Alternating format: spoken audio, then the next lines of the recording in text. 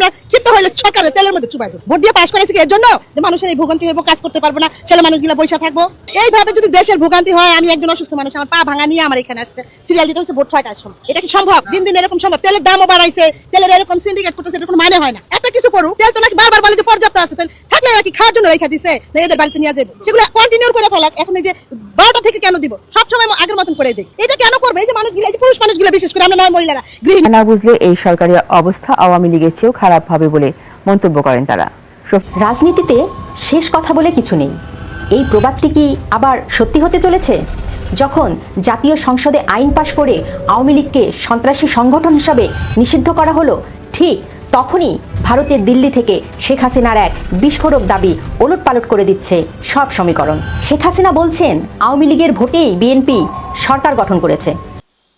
দর্শক আসসালামু আলাইকুম, যে যেখান থেকে দেখছেন সকলকে জানাচ্ছি ব্রেকিং আপডেট নিউজে স্বাগতম এবং অভিনন্দন। প্রিয় শ্রোতা বন্ধুরা, ইতিমধ্যে টাইটেল এবং থাম্বনেল দেখে বুঝে গিয়েছেন আজকের ভিডিওটি কি নিয়ে হচ্ছে। প্রিয় শ্রোতা বন্ধুরা, দিন যত যাচ্ছে ততই ভয়ঙ্কর পরিস্থিতি হচ্ছে পুরো বাংলাদেশের। আজকের ভিডিওটি খুবই গুরুত্বপূর্ণ। আজকের ভিডিওটি দেখলে আপনি ক্লিয়ার হয়ে যাবেন দেশ কোন দিকে যাচ্ছে। তো শ্রোতা বন্ধুরা, আপনাদেরকে রিকোয়েস্ট করব পুরো ভিডিওটি না টেনে সম্পূর্ণ দেখবেন। তার আগে অবশ্যই আমাদের এই চ্যানেলটি যারা সাবস্ক্রাইব করেননি এখনো, অবশ্যই আমাদের এই চ্যানেলটি সাবস্ক্রাইব করে পাশে থাকা যে বেল বাটনটি রয়েছে সেই বেল বাটনটি বাজিয়ে রাখবেন।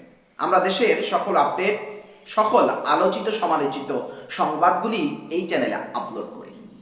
তো কথা বাড়াবো না, চলুন দর্শক শ্রোতা, আমরা সরাসরি ভিডিওর স্ক্রিনে চলে যাই।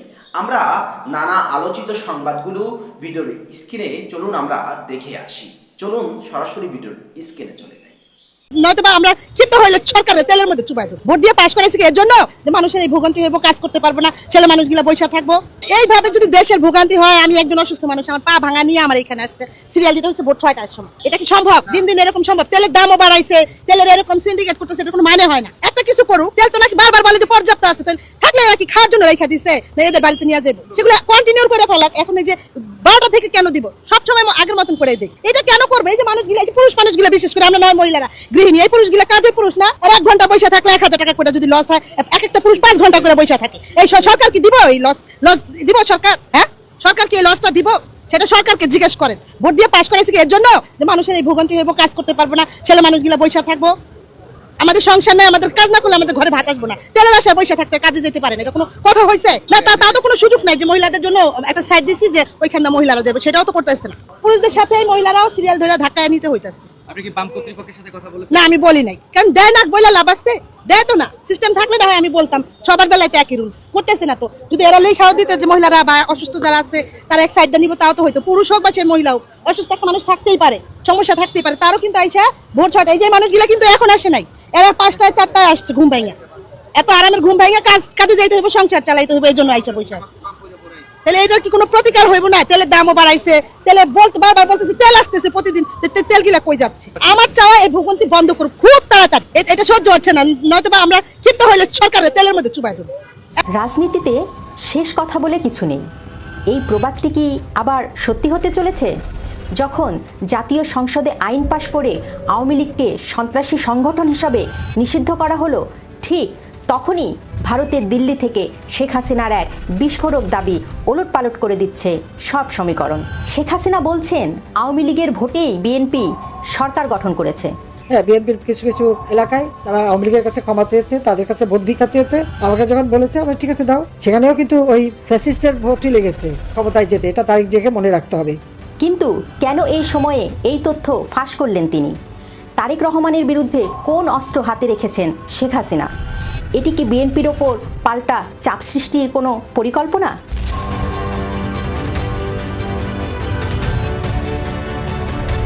সামাজিক যোগাযোগ মাধ্যমে খুবই সক্রিয় সাবেক প্রধানমন্ত্রী শেখ হাসিনা সারা দেশে তৃণমূল আওয়ামী লীগের নেতাকর্মীদের সঙ্গে নিয়মিত কথা বলেন, তাদের মনোবল চাঙ্গা করেন। সেই অনুষ্ঠানে শেখ হাসিনা দাবি করেন নির্বাচনের আগে বিএনপির অনেক শীর্ষ নেতা এবং প্রার্থী ব্যক্তিগতভাবে আওয়ামী লীগের কাছে সাহায্য চেয়েছিলেন। উদ্দেশ্য একটাই, জামায়াতের ক্রমবর্ধমান প্রভাব থেকে নিজেদের আসন বাঁচানো। শেখ হাসিনা দাবি করছেন তিনি নিজেই তার নেতাকর্মীদের নির্দেশ দিয়েছিলেন বিএনপির প্রার্থীদের সমর্থন দিতে। তারা আওয়ামী লীগের কাছে ক্ষমা চেয়েছে, তাদের কাছে ভোট ভিক্ষা চেয়েছে, আমাকে যখন বলেছে আমরা ঠিক আছে দাও। যদি এই দাবি সত্যি হয় তবে এটি বাংলাদেশের রাজনীতির ইতিহাসে সবচেয়ে বড় কৌশলগত সমঝোতা। ডক্টর ইউনূসের অন্তর্বর্তীকালীন সরকার এবং জামায়াতকে ক্ষমতার বাইরে রাখা কি তবে আওয়ামী লীগ ও বিএনপির এক অলিখিত লক্ষ্য ছিল? শেখ হাসিনা চেয়েছিলেন একটি পরিচিত শত্রু অর্থাৎ বিএনপি ক্ষমতায় আসুক, যাতে জামায়াত বা অরাজনৈতিক শক্তির উত্থান ঠেকানো যায়। প্রশ্ন জাগে, শেখ হাসিনা এই কথা আগে কেন বলেননি? কেন ঠিক যখন আওয়ামী লীগ নিষিদ্ধ করা হলো তখনই তিনি মুখ খুললেন? এখানেই লুকিয়ে আছে তার রাজনৈতিক কৌশল। আসলে আওয়ামী লীগ নিষিদ্ধ হওয়ার পর বিএনপি এখন আইনিভাবে নিরাপদ, কিন্তু শেখ হাসিনা মনে করিয়ে দিচ্ছেন এই ক্ষমতার মূলে আওয়ামী লীগের দান রয়েছে। এটি বিএনপির ভেতরকার জামাতপন্থী এবং কট্টরপন্থীদের মধ্যে বিভেদ তৈরি করার একটি চাল। শেখ হাসিনা শুধু দাবি করেননি, তিনি বলছেন কোন কোন এমপি আওয়ামী লীগের ভোটে পাশ করেছেন সেই তালিকা তার কাছে আছে। তার এমপিদের কাছে জন্য জিজ্ঞেস করে নাই কোন কোন এলাকার এমপি, আমার কাছে তালিকা আছে, বলতে পারবো। যাও, আমি এটুকু বলবো। এই তালিকা আসলে একটি রাজনৈতিক টাইম বোমা। তাছাড়া তারেক রহমান যখন লন্ডন থেকে দেশে ফিরেছেন তখন শেখ হাসিনা বলেছিলেন কোন মুচলেখা দিয়ে তিনি দেশে ফিরেছেন সেটা আমার জানা। শেখ হাসিনা বোঝাতে চেয়েছেন তারেক রহমানের ওপর তার একটি বড় ধরনের নিয়ন্ত্রণ রয়েছে। অনেকেই প্রশ্ন তুলেছেন, যদি শেখ হাসিনা এতই শক্তিশালী তথ্য হাতে রাখেন তবে কেন তার দল এখন নিষিদ্ধ? এর উত্তর হতে পারে শেখ হাসিনা বিএনপিকে ঢাল হিসেবে ব্যবহার করে আবারও রাজনীতিতে ফেরার পথ খুঁজছেন। কারণ বিএনপি যদি আওয়ামী লীগের ওপর নিষেধাজ্ঞা শিথিল না করে তবে শেখ হাসিনা হয়তো এই গোপন নথি প্রকাশ করে দেবেন। আর এই কাজটি বারবার করেছেন শেখ হাসিনা। আমেরিকা যে সেন্ট মার্টিন দ্বীপ চেয়েছিল সেটিও প্রকাশ করেছিলেন, যুক্তরাষ্ট্রকে ভয় করেননি। এমনকি 2001 সালে নির্বাচনের পর শেখ হাসিনা বলেছিলেন ভারতকে গ্যাস দিলে আওয়ামী লীগ ক্ষমতায় আসতো। ভারতে গ্যাস দেওয়ার বিনিময়ে ক্ষমতায় এসেছে বিএনপি। অর্থাৎ শেখ হাসিনা কোনো কথা গোপন রাখে না, সেটি ভারতের বিরুদ্ধে গেলেও। যদিও এ কারণেই বারবার বিপদেও পড়েছেন তিনি। তাহলে আওয়ামী লীগের প্রাথমিক পরিকল্পনা কি সফল? রাজনৈতিক বিশ্লেষকদের মতে আওয়ামী লীগের প্রাথমিক লক্ষ্য ছিল দুটি। প্রথমত, ডক্টর ইউনূসের নেতৃত্বাধীন অরাজনৈতিক শক্তিকে বিদায় করা। দ্বিতীয়ত, জামাতকে কোণঠাসা করে রাখা। বিএনপি সরকার গঠন করায় আওয়ামী লীগের অন্তত একটি লক্ষ্য পূরণ হয়েছে। এখন তাদের দ্বিতীয় ধাপ শুরু, বিএনপির ওপর চাপ তৈরি করা। শেখ হাসিনা জানেন বিএনপি যদি এককভাবে দেশ চালায় তবে ভারতের সমর্থনে আওয়ামী লীগ একদিন না একদিন রাজনীতি করার সুযোগ পাবে, কিন্তু জামাত ক্ষমতায় থাকলে সে সম্ভাবনা শূন্য। বিএনপি যদি শেখ হাসিনার এই দাবিকে অস্বীকার করে আরও কঠোর হয় তবে শেখ হাসিনা হয়তো তার হাতে থাকা তালিকা বা তথ্য প্রকাশ করতে পারেন, যা বিএনপির অভ্যন্তরীণ কন্দলকে সামনে আনতে পারে। তখন জামাত এনসিপি বিএনপির বিরুদ্ধে রাজপথে নামার বড় অস্ত্র পেয়ে যাবে। তাই পদ্মার আড়ালে কোনো বড় সমঝোতা হতে পারে, যেখানে আওয়ামী লীগকে প্রকাশ্যে না হলেও ঘরোয়াভাবে রাজনীতি করার সুযোগ দিতে পারে বিএনপি সরকার। শেখ হাসিনা দিল্লি থেকে যে গুটি চালাচ্ছেন তার লক্ষ্য পরিষ্কার, বিএনপিকে মনে করিয়ে দেওয়া যে আমরা তোমাদের ক্ষমতায় বসিয়েছি, তাই আমাদের অস্তিত্ব মুছে ফেলার চেষ্টা করো না। তারেক রহমানের মুচলেখা এবং আওয়ামী লীগের ভোটে এমপি হওয়া, এই দুই সমালোচনা ঝুলছে বিএনপির মাথার ওপর।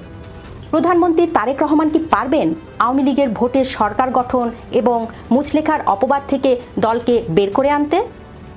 নাকি শেখ হাসিনার এই তথ্যযুদ্ধ বিএনপি সরকারকে অস্থিতিশীল করে তুলবে? জানান।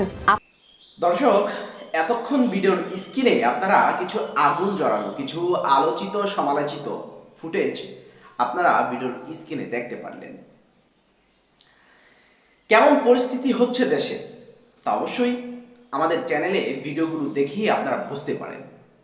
প্রিয় শ্রোতা বন্ধুরা, অবশ্যই আজকের এই আলোচিত সমালোচিত সংবাদগুলো দেখে আপনার কি মনের ভাব প্রকাশ হচ্ছে, কি অনুভূতি আপনার, আপনি কি মনের ভাব প্রকাশ করছেন, কি ভাবছেন, কি বুঝতে পারছেন, অবশ্যই কমেন্ট বক্সে লিখে আমাদেরকে জানাবেন। কারণ আপনার কমেন্ট আমাদের কাছে খুবই গুরুত্বপূর্ণ। যারা আমাদের চ্যানেলটি সাবস্ক্রাইব করেননি তারা অবশ্যই আমাদের চ্যানেলটি সাবস্ক্রাইব করে পাশে থাকা বেল বাটনটি বাজিয়ে রাখবেন। আমরা এই চ্যানেলটি নতুন খুলেছি, সবার আগে দেশের আলোচিত সমালোচিত খবর আমরা এই চ্যানেলে প্রকাশ করি। তো শ্রোতা বন্ধুরা, ভালো থাকবেন, সুস্থ থাকবেন। দেখা হবে আপনার সাথে নতুন আরেকটি ভিডিওতে। আল্লাহ হাফেজ। আসসালামু আলাইকুম।